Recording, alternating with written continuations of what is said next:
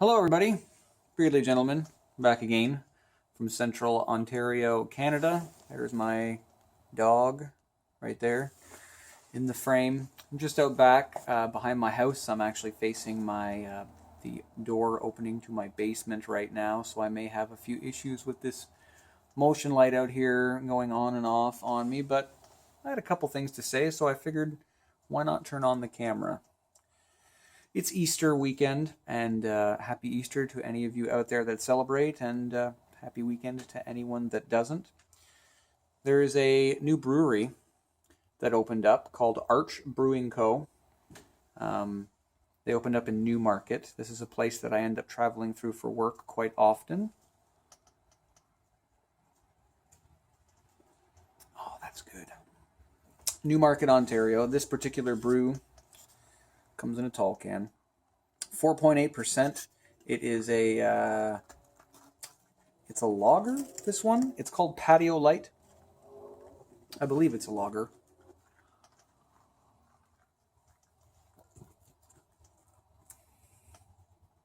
It's pretty good. I like this one. Patio Light. Arch Brewing Co. They have quite a few different brews on tap. They're a good local brewery. I had a pretty extensive conversation with the owner and proprietor. His name's Bill. I think I might do an interview with him at some point. I don't think Arch Brewing Co. has anything on YouTube. They have some stuff on social media. I've connected with them on Instagram. But yeah, there's a couple different cans I have from these guys. And maybe I'll actually get into doing some beer reviews as well as my spirit reviews, because why not? It's fun. Patio Light. It's pretty good. It's got a definite hop influence there, but it's not crazy hop forward or hop kick you in the face. It's pretty good. What are you doing, dog? So, out here smoking my Brevia, or at least I will be in a second.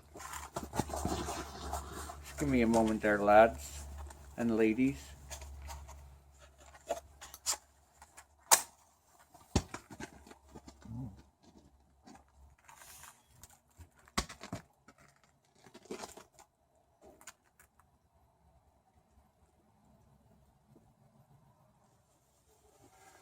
It's an interesting conversation that always comes up in the YT PC.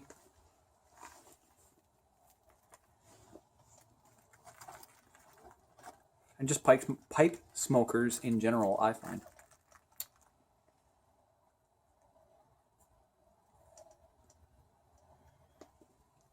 Kind of wanted to weigh in myself, and that's whether or not you use matches or a soft flamed butane lighter. There goes the light. It's back on. I find I tend to use both. There are some people that are staunchly against using a soft flame butane lighter. I recently watched a video talking about this very thing from Bradley from the Stuff and Things channel, one of the people that sort of got me into two-pipe smoking, as well as Kel from Smoke Rings Pipe Dreams. I imagine a lot of people in the YTPC know both of those individuals. What are you doing, crazy dog?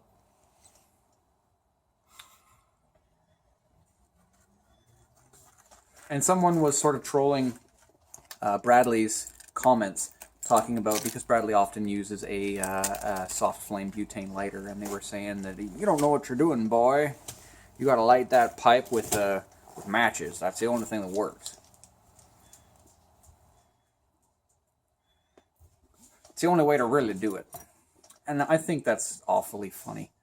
I don't know why. I can't take. I've been told I have a pretty refined palate. I wouldn't say I have a pretty refined palate, but I can tend to pull some more of the subtle nuances out of spirits and certain tobaccos, and I find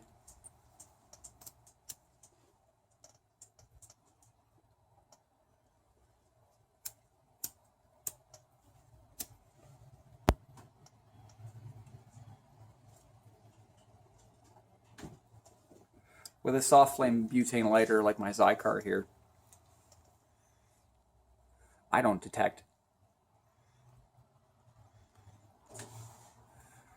anything other than the pure tobacco, really. Especially when I don't mind matches. I actually like matches. I like the ceremony of matches. I also light my cigars on the occasion whenever I get to enjoy a cigar. I light my cigar with matches too.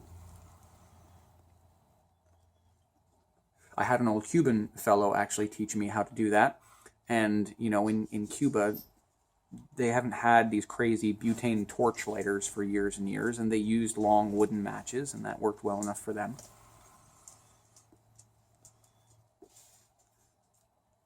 But as far as something like imparting you know, a harsh flavor or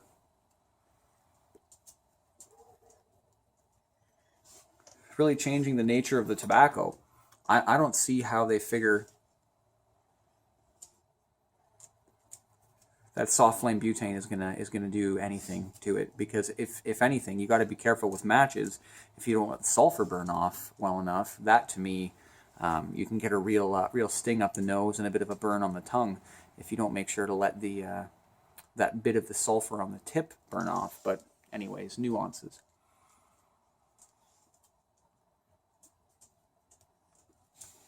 I hope everyone is doing well, wherever you are, whether you're in the YouTube pipe community or not, or just a viewer or just someone watching this video. I hope you're all doing well. I have a question about my Brevia for any of you that might know. Now, it looks rather black in the low light, but it does have, it is kind of black, but it also has some red in there. I did a little sketch. And I think I like this pipe, but I'm trying to determine if I really like the workmanship of it or not, or if it's just the fact that I like the shape, or if I think that it's really well made. I've never had a Brevia before. Well, I guess I should introduce. I'm smoking some more of that Wessex Gold Standard from Giles Cassidy that I got in a box opening from him. Thank you again, Giles. I'm really liking this Wessex Gold Standard. Like, I still think this is my favorite English that I have smoked yet.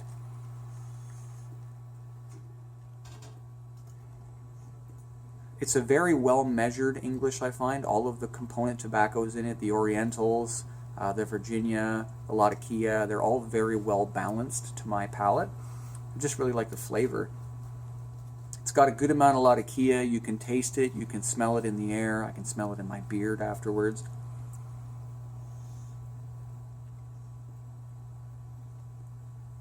But I find it's not overbearing. The Virginias are almost a bit of a sweet Virginia. The Orientals have just the slightest amount of tang. Enough flavor, but again, not overbearing. They're wonderful. So, with this Brevia, I did a little sketch. You can see it right there. Okay. So my question is, there it is. This Brevia will not pass a pipe cleaner. My very crude drawing of my little Dublin here, or my giant Dublin here, I suppose.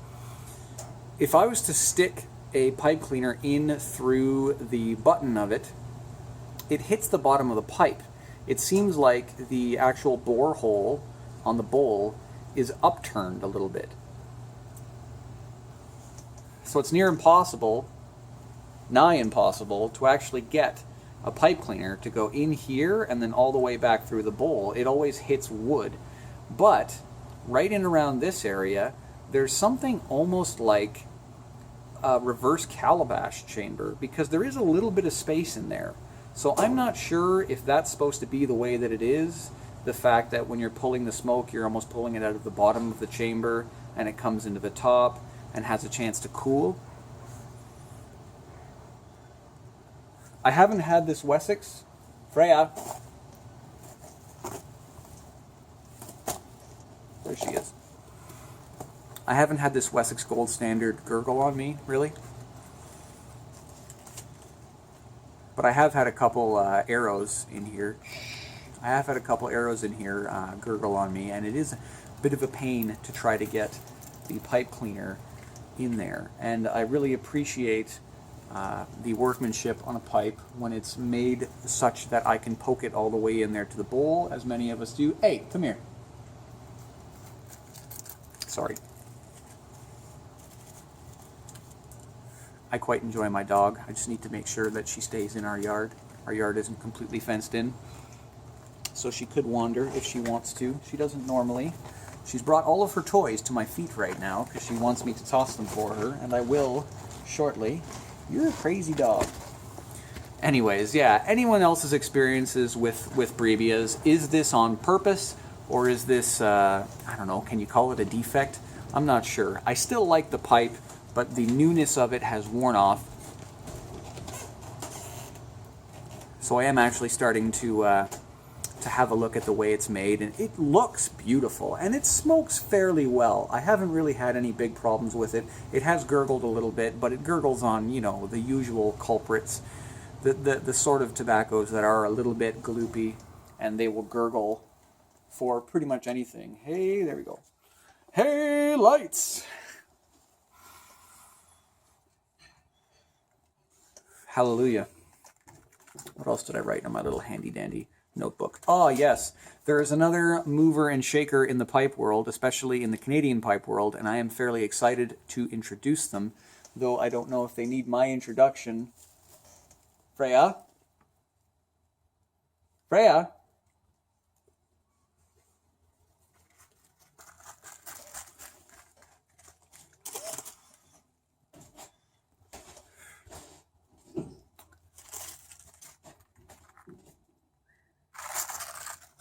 There, my wife just got the dog.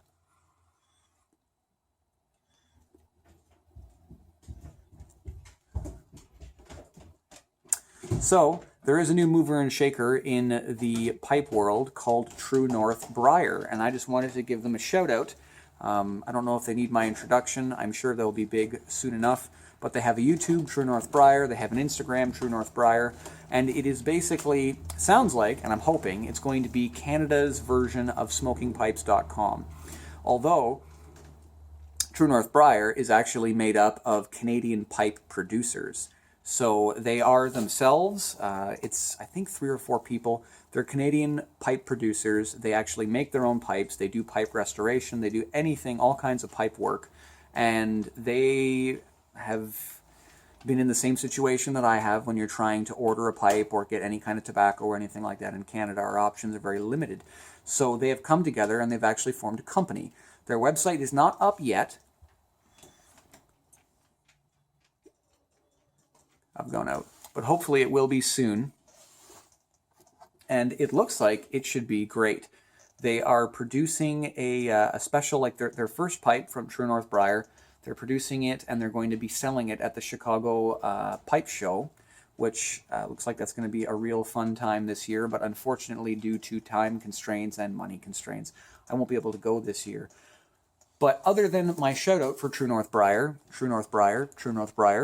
again, I'll put a link down below. I really like to support local guys, so I'm trying to make sure to get this out there. Give them a like on their Instagram. Give them a click on their subscribe click on their YouTube channel. They have an introductory video, which they made after, I think, 3 videos of arrow challenges, so that's pretty cool. But my plight is, yeah, so they have these custom pipes. They're Canadian producers. I really want to support them, but I can't go to Chicago.